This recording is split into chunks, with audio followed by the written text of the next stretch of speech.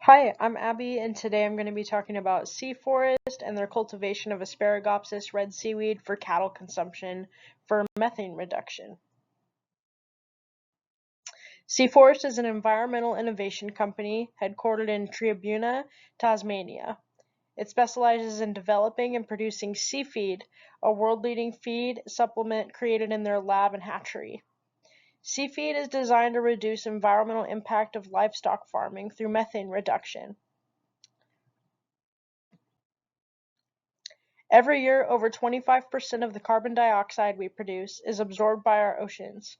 While this might sound like a good thing, it actually has harmful effects on marine ecosystems, particularly by increasing ocean acidification.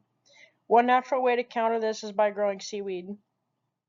Seaweed absorbs CO2 and nutrients through photosynthesis, just like plants, but they grow much faster because their entire surface area can photosynthesize. One particular seaweed, called Asparagopsis, is a red seaweed that's native to the Australian coastal waters, and through photosynthesis, it captures carbon directly from the atmosphere, with carbon making up about 40% of its total biomass. SeaForest has developed a feeding supplement called SeaFeed, which is based on the natural bioactives found in Asparagopsis.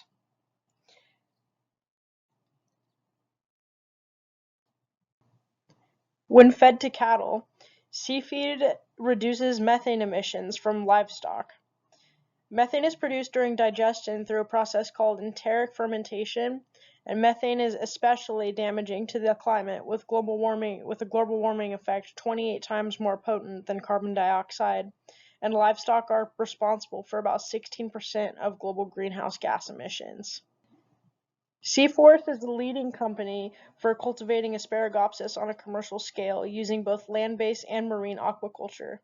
When SeaFeed is added to the diets of livestock, it can reduce methane emissions by up to 90% by disrupting the final stage of methane production through the digestive process.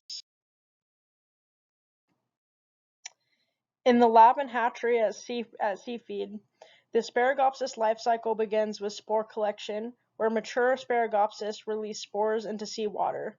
These are collected under sterile and controlled conditions using solar power and water and reverse osmosis for water filtration.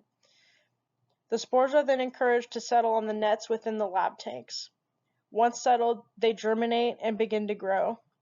SeaFeed uses a solar and automated system to create a controlled environment in each of these tanks, and once the seaweed reaches their desired biomass, usually within a few weeks, it's harvested manually or using gentle mechanical systems to avoid damaging delicate structures. It's then dried using solar energy and transported globally for production into supplements.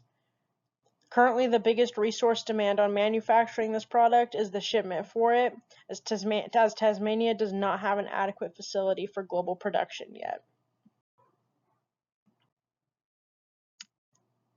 There are a lot of pros to seaweed production for products like SeaFeed, such as seaweed farming requires no fresh water or fertilizer, and it reduces agriculture runoff and water pollution, and its obvious effects on methane production.